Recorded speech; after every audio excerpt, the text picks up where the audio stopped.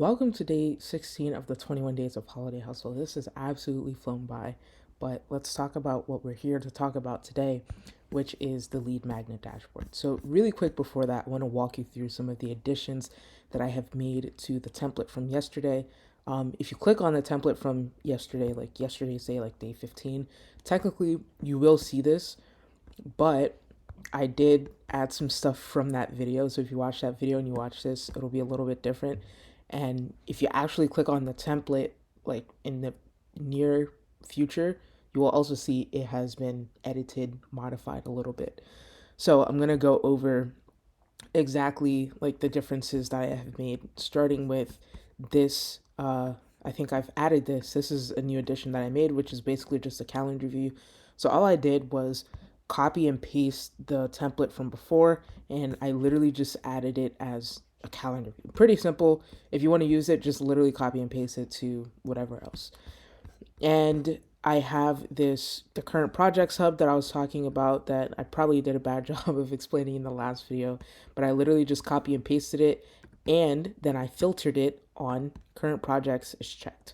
And so it's pretty simple.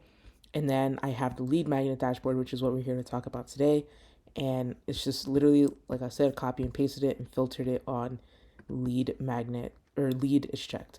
Now, when if you want to do this yourself, you want to make sure that it has this arrow right here, because this means that it's the databases are synced. So that means if I add something here, so let's say I want to add a new lead, which also goes into today's video. If I want to add Johnny Depp, right? So if I want to add this new lead here, and then I want to import it as a lead, then it's going to come here. But if it doesn't have the arrow, then that means it's not linked. And if whatever edit you make over here does not transfer over, and that there's literally no point in doing that. So this is exactly how I use it. As you can see, I actually have my lead magnet dashboard.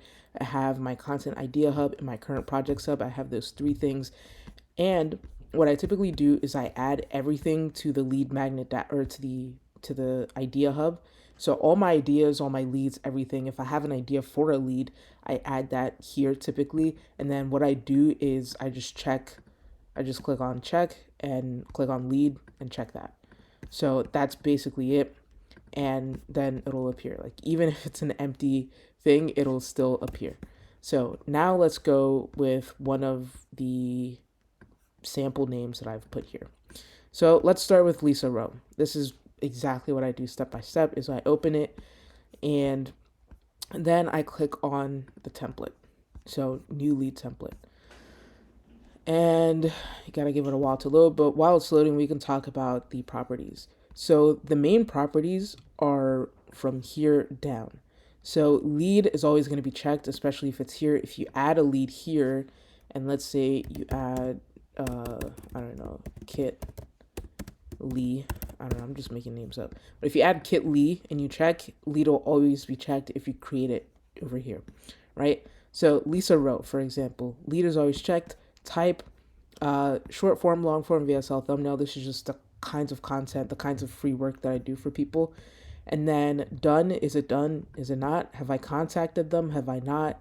Have I uploaded it to X? Have I not? So sometimes if I make a free video, then I upload it to X just so that, it's like a public portfolio. And then category, I don't use that actually. That's for long form. But yeah, that's basically it for the most part.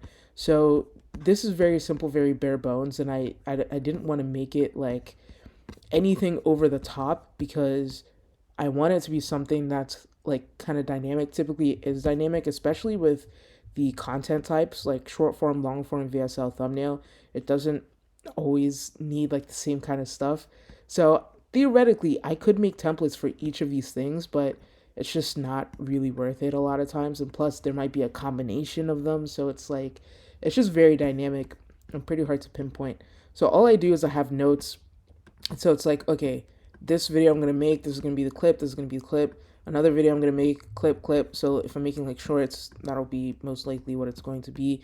And then I have a mood board. So a mood board is something that I do for a lot of people that I make content for, or not a lot, every single person I make content for, I have a mood board for them. Even if I don't give it to them, I have a mood board for them because I don't want like every piece of content I make for everyone to look the same. Obviously, that'll defeat the purpose. If Iman Gadzhi's editors edited the same style for every single person, then I mean, it'll be really bad because everyone's just gonna be mini Iman Gadzhis. You know what I mean? Like same with Mr. Beast. Like I mean, we do have a Mr. Beast problem on YouTube, but like you want everyone to have unique, distinct editing styles. It really helps. So that is why I make a mood board for every single one of, even if it's like someone I'm just doing free work for, I make them a mood board because I just cannot make the same thing for every single person. And then I have source videos. So if they give me like a link for a video or whatever, then, or maybe if I'm making a free video from like one of their existing videos, I link it here myself so that I can just find it easily. And then there's social links. So if they have a social link, typically they do because I need to be able to contact them, then I link it here. So it could be like x.com slash Cody not Cody. That is me if you want to give me a follow. But yeah, like I literally just link it here so I can access it really easily, and that's it. A lot of times though, like I will add stuff because this is not all inclusive. So I add like, clips, or I add like a script, especially if I'm doing like a long form thing, I add a script, or just anything. I add stuff, typically speaking.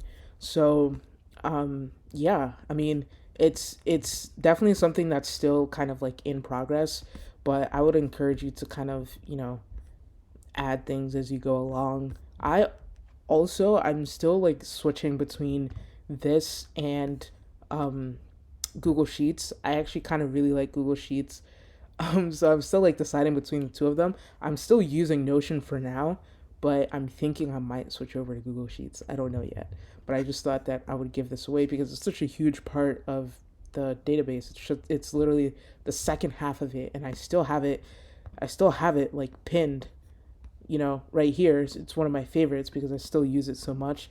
So I just thought that it's worth it to give that away as well. So yeah, in tomorrow's video, I'm actually really excited for it. I'm going to be analyzing Alex and Layla Hormozi's YouTube funnel and how their content actually complements each other. So a lot of people just analyze like Alex Hormozi stuff and they forget about Layla. Some people may analyze like Layla stuff and then they don't do Alex, but their content complements each other, especially for their what the heck. Anyway, their content complements each other, especially for, was it the peace sign? I don't know. Their content complements each other, especially for their company acquisition.com. And I'll talk more about that tomorrow. I don't want to give too much away, but I hope everyone's enjoying their holiday. I hope you're having a very Merry Christmas, and I wish you the season's best greetings. If you don't celebrate Christmas, then I still hope you're having a great end of your year. I hope you are, preparing to crush 2025. And yeah, I'll see you in tomorrow's video.